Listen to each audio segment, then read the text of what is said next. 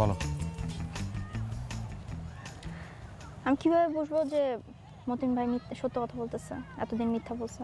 আপনাদের মতিন ভাই এতক্ষণ মনে করেন আপনাদের কবলে আছে, আপনারা হয়তো মারধর করে তাকে মিথ্যা বলাইতেছেন, হইতে পারে না? এখন আমি বিশ্বাসটা করবো কিভাবে? আচ্ছা তাহলে বিশ্বাস করে দেবো তোমার না? ওটা কি ডুবতেছে কি? ওইটা সূর্য। সূর্য কোন দিকে ডুবতেছে? এটা পশ্চিম দিকে। এটা তুমি কিভাবে বিশ্বাস করলা? চোখে দেখে। ওকে, চোখে দেখলে তাহলে তুমি বিশ্বাস করবা, এই তো? তাহলে তুমি চলো আমার সঙ্গে কুমিল্লা শহরে, তোমার ফার্স্ট লেডির মর্যাদা দিয়ে আমি নিয়ে যাবো, তুমি নিজের চোখে গিয়ে দেখে আসো, আমার কোনো অসুবিধা নেই।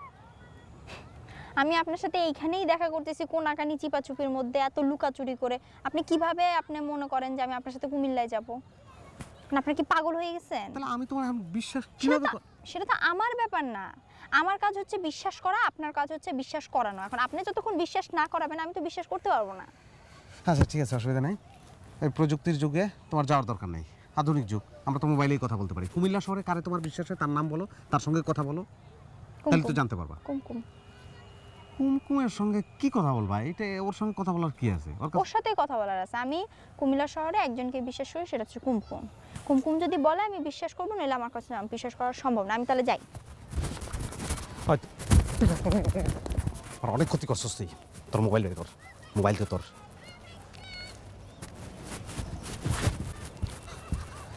ফোন করো কুমকুমে, করো ফোন করো, কথা বলো।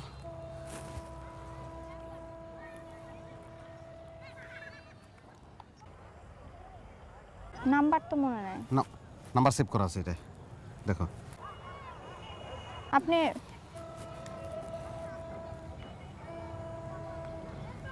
কথা বলো। মুখস্থ নাম্বার? বাবা। হ্যালো, হ্যাঁ কুমকুম, আমি বিউটি। কেমন আছিস তুই? হ্যাঁ আমি ভালো আছি, পড়াশোনার চাপ অনেক। আচ্ছা শোন, যেই জন্য ফোন দিছিলাম, হ্যাঁ ওই যে আমি শুনলাম শফিকুল ভাই নাকি বিয়ে করছে।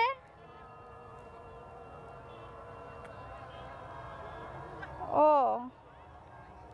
না, আমি শুনলাম বিয়ে করছে, একটা নাকি বাচ্চাও আছে।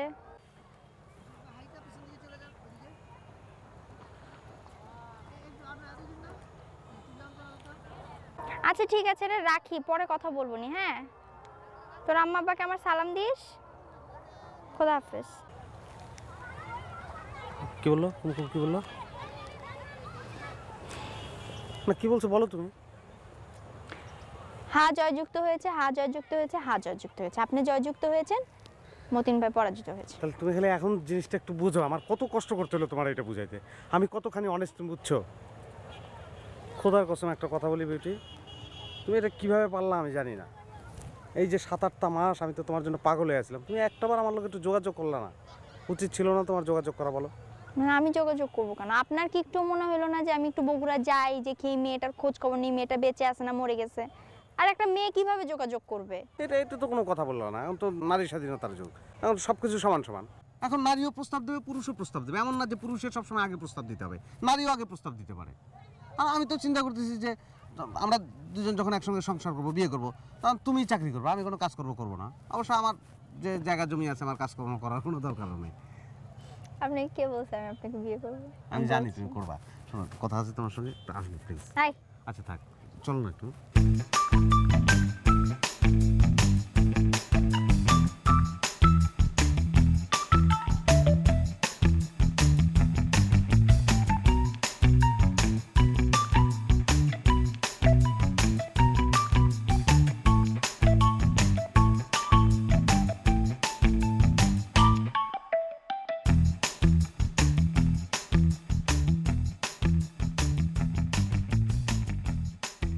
আসলে আঙ্কেল মাঝখানে তো ওনার যোগাযোগ বিচ্ছিন্নই ছিল, হয়ে গেছে, সেজন্য বলাও হয় নাই।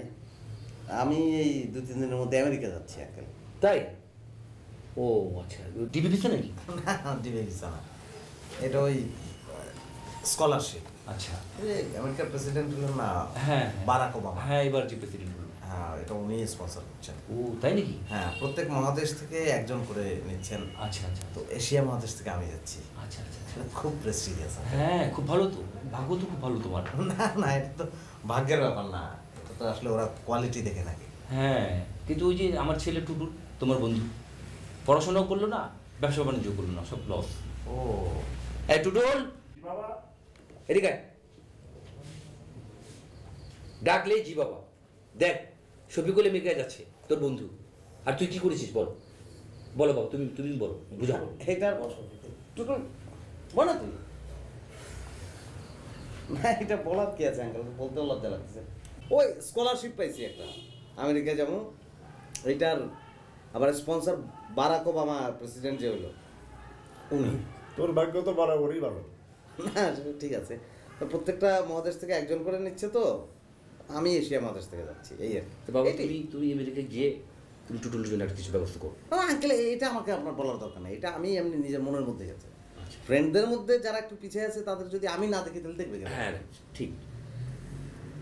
তো আঙ্কেল আসলে চলে যে আলোচনার জন্য আসছে,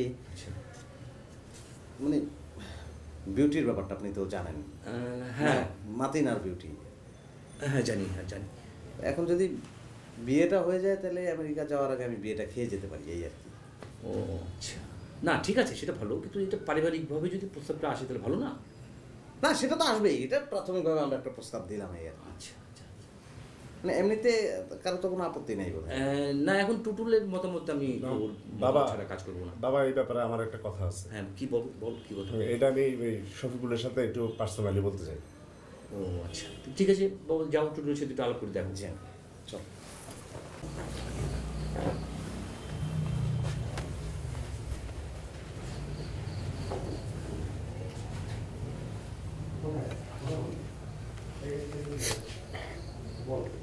শফিকুল তুই যে কি প্রস্তাব নিয়ে আসছিস? মতিনের সাথে বিউটির বিয়ে, এটা আমার পক্ষে মানা সম্ভব? কেন, কি হয়েছে?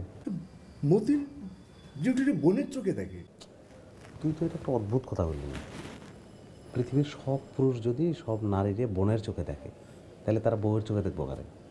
শোন, তুই যত কথা আমারে বুঝা, মতিনের সাথে বিউটির বিয়ে এটা আমার পক্ষে মানা মোটেই সম্ভব না। তাই? হ্যাঁ, আচ্ছা তাহলে এখন আমি কী করবো? আমি আঙ্কেলটা বুঝাই না। এটা তুই বুঝ, আমি জানি না। আমার পক্ষে মতিনের এই ব্যাপারটা মানা সম্ভব না।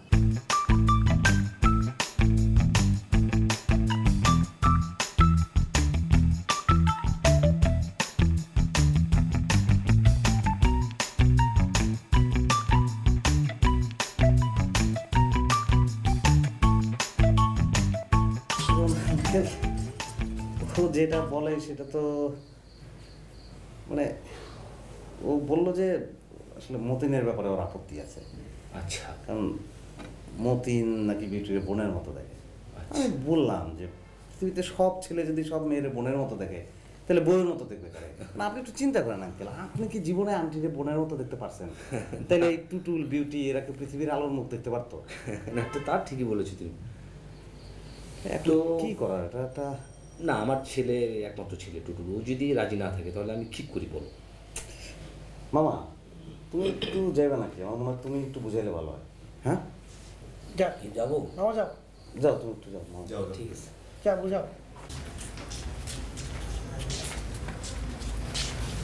কি মামা? আমরা তো মতিনের প্রস্তাব নিয়ে আসছিলাম। মতিন বিষয়ে আমার কোনো কথাই বলবেন না। আমি এই বিষয়ে কোনো কথা শুনতে রাজি না, প্লিজ না। আরেকবার ভাববা। মতিনের ব্যাপারে ভাবার আমার কোনো সুযোগ নাই মামা, আমার একদম মাফ করেন। টুটুল দেখো না ব্যাপারটা। এটা যদি শফিকুলের ব্যাপারে হইতো তাও একটা বিবেচনা করা যেত। মতিন ও অসম্ভব। ঠিক আছে, তুমি শফিকুলকে পাঠাও। ঠিক আছে ওই টুটুল এসছে। শফিকুল, সল্টু মামা ডাকতেছে তোরে, চলো। হ্যাঁ যাও বাবা, যাও। কি কথা বল তোরা?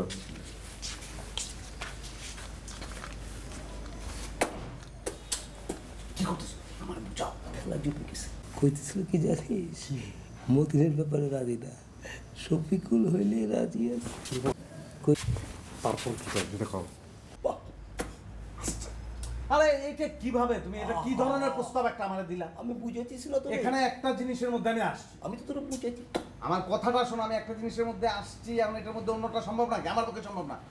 আচ্ছা ঠিক আছে, তুই টুটুল টুটুল জি মামা।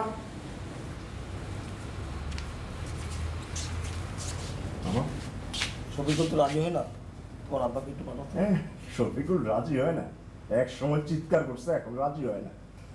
তুমি কি বলতেছো টুকুল? শফিকুলের কি সেই দিন আছে? হ্যাঁ, সে আমেরিকায় যাচ্ছে, তার ভবিষ্যৎ চিন্তা করেছো? এখন আপনি কি বলেন মামা? আমি যেটা বলতেছি তুমি তোমার আব্বাকে পাঠাও। সল্টু মামা একটু ডাকতেছে, কথা বলবে। আমার সাথে হ্যাঁ, কি কথা বলবে সল্টু মামা? চল জিগে যাই। ছোটু বাবা, আঙ্কেল, আপনার ছেলে টুটুল তো মতিনের ব্যাপারে একদমই রাজি না।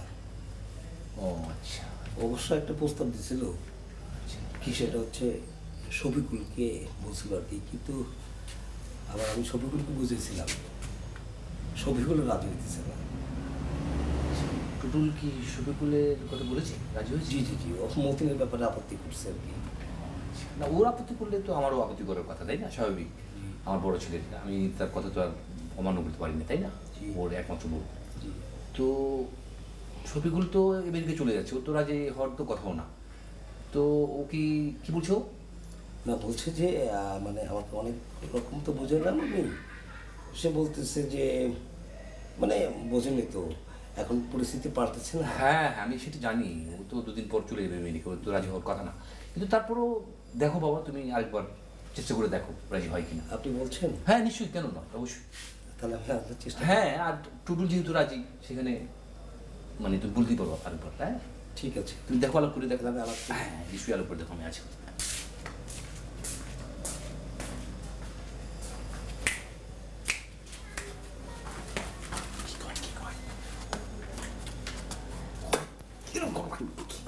প্ল্যান পরিকল্পনা সব ক্লিয়ার।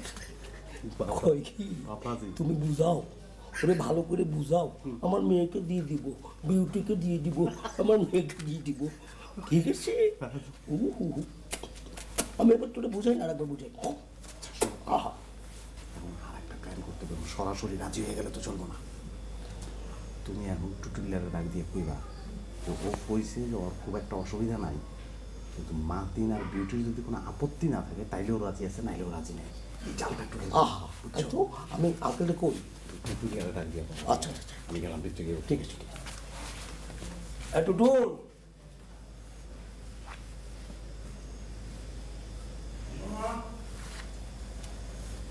টুটুল, এদিকে আসো তো টুটুল একটু।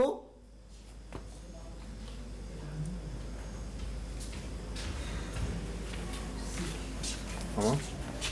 টুটুল, জি মামা? এই শফিকুল একটা কথা বলছে। কথাটা হলো, ও বলছে যে মতিন আর বিউটি যদি রাজি থাকে, মত দেয়, তাহলে এ ব্যাপারে সে মত দেয়। এটা তো মতিন আসে করতে, বিউটি আমার বোন, বিউটির পারিবারিক ব্যাপার, মতিনকে, মতিনের সাথে কি? আসলে বলছে যখন, শোনো একটা কাজ করো, আর তুমি বিউটিরে বোঝাও আর মতিনে দেয় তখন। মতিন টতিন আমি জানি না, বিউটির সাথে আমি কথা বলতেছি। তাহলে তুমি বিউটির সাথে কথা বলো, আমি বিউটির সাথে কথা বলছি। ঠিক আছে? আমি একটু মতিনের সাথে কথা কই যাও। আচ্ছা।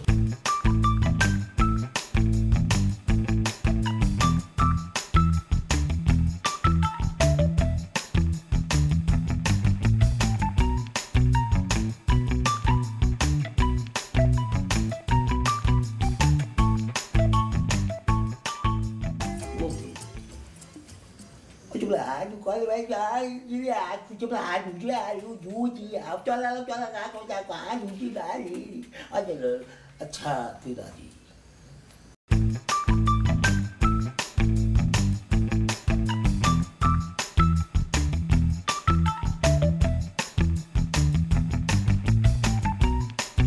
বুঝলেন আন্টি, জামা হিসেবে তো কাউকে আন্টি পড়াতে পারলাম না, এখন মুরব্বী হিসাবে কি বিউটিকে পড়াতে হইতেছে। দাও তোমার আঙুল দাও, কোনটা? এইটা না? আচ্ছা, গুড গুড গুড।